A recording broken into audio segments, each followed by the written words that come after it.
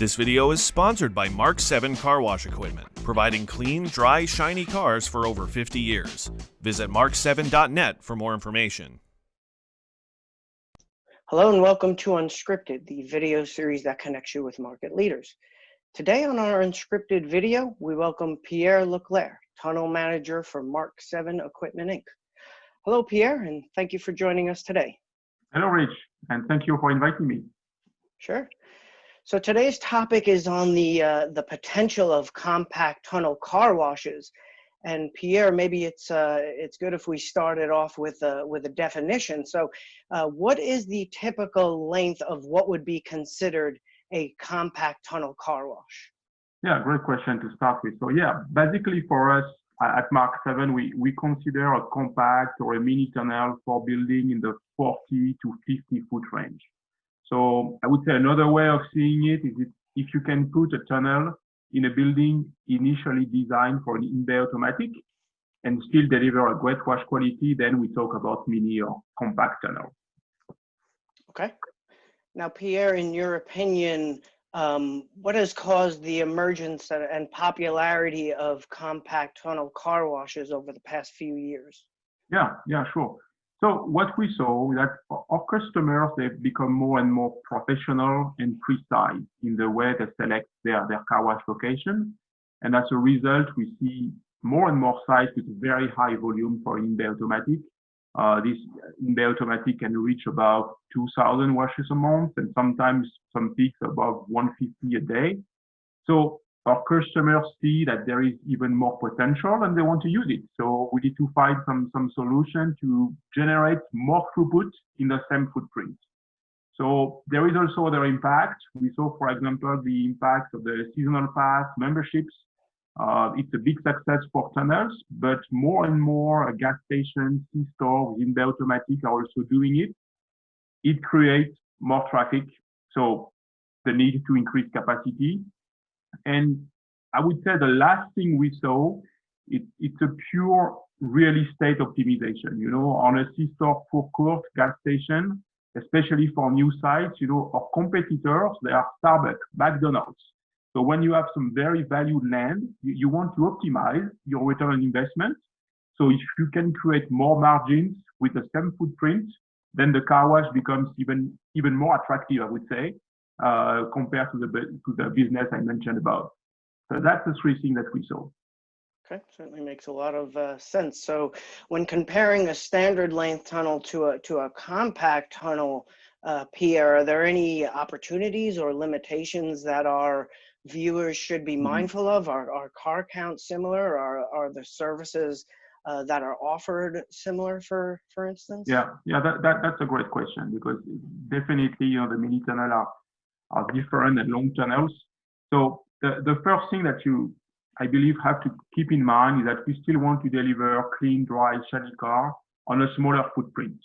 So in Mark 7, you know, on our tunnel layout, we have some guidelines in terms of dwell time, brush contact, drip space. So if you don't follow this guideline, or if you compromise, then you can impact your wash and dry quality.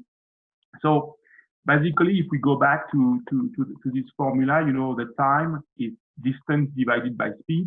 So if you want to go fast, you want to have a high throughput, then you need more space. That's why we have all these long tunnels that we saw very often. So when we talk about mini tunnel, at the opposite, the challenge is to optimize the footprint. You only have a few feet to work. So if you want to achieve the dwell, the brush contact, the drip, you have to be very efficient and smart on the way you are doing it. So we developed a different type of product. And I would say that for mini tunnel, the most successful product that we have is a soft line that is coming from our mother company in Germany, WashTech, because, you know, it's part of our DNA. You know, we are a German-based company. In Europe, we don't have this big open space where you can build, you know, a huge car wash facilities. Cities are more dense. Real estate is most likely more expensive. So we have to find some great solution for small car wash bays. And I would say that the main innovation or differentiation that we have on our soft line is this linear movement. I mean, we already had some discussion or some topics about that, but the linear movement of our brushes. So our brushes are mounted on rails, overhead rails, and they follow the car as it moves forward during the wash process. So we spend more time on the front, more time on the back. We create additional brush contact, but in a small footprint. You know, we check our product, the competition. If you want to have 2 minutes 30 of brush contact, usually you will need a minimum of 30 foot of brushes. We can do it in 21. So it's really compact, and you still have the 2 minutes 30 of brush contact that you can see on a rollover, for example. That's why we really believe the soft line is a great product for mini tunnels. Okay, sounds good. So for an in-bay automatic or self-serve operator who might be interested in transferring over to a compact tunnel here, can these sites be successfully retrofitted? And then what considerations and steps are typically involved in the process? Yeah. So first of all, I mean, in terms of throughput, you know, what you have to have in mind is that if you are talking about, let's say, a 45-foot tunnel, we will be in the 50 cars per hour. But it depends also a lot, and then we are going to extend on the layout of the payment process. How long do you need to load, to pay?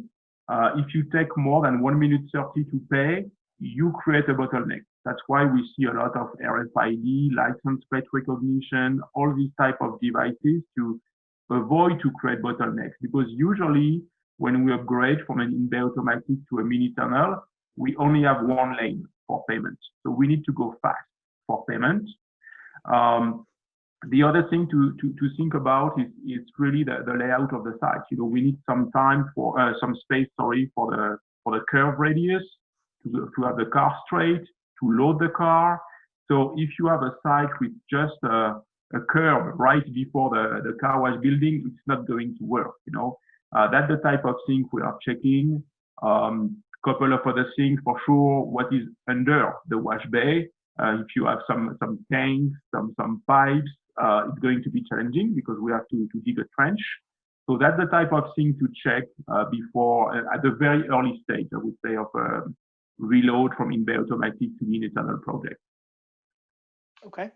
So for those in-bay automatic and self-serve operators, what are the telltale signs that indicate that a compact tunnel might be ideal for these sites or new builds in particular? Yeah, absolutely. So I think the first thing to check is peak activity. So peak hours, peak season. Every market is different here, but if we can even see sometimes customer waiting 1 hour, you know, to wash their car, but that's the exception. I would say that if you have too often more than 5 to 6 cars in line, it shows that you should consider increasing your capacity. You know, demographics for sure, extremely important, especially new builds. If it can be good to start from the beginning with a mini tunnel, if there is plenty of empty land ready to be built around your car wash facility. You know, at the end of the day, I mean, we believe in Mark 7 that the focus should always be on a clean car. You know, that's the motto of the WashTech group. So we recommend not to compromise on that. Most of the car wash facilities are very good fit for in-bay automatic. There are some times that are so good in terms of location, they can really do better in terms of wash count. So that's this side that we should consider for a mini tunnel. It's a return investment, ROI calculation. Compact tunnel, it's more expensive than in-bay automatic, but it can be a great investment to get the most of your car wash facility. All right, sounds good. Well, we thank you for taking a few moments here, Pierre, to discuss the potential of compact tunnels. For viewers who might be interested in learning more, could certainly contact Mark 7. So thank you again, Pierre, for sharing the information and for spending a few moments with us today. Thank you, Rich. You're welcome.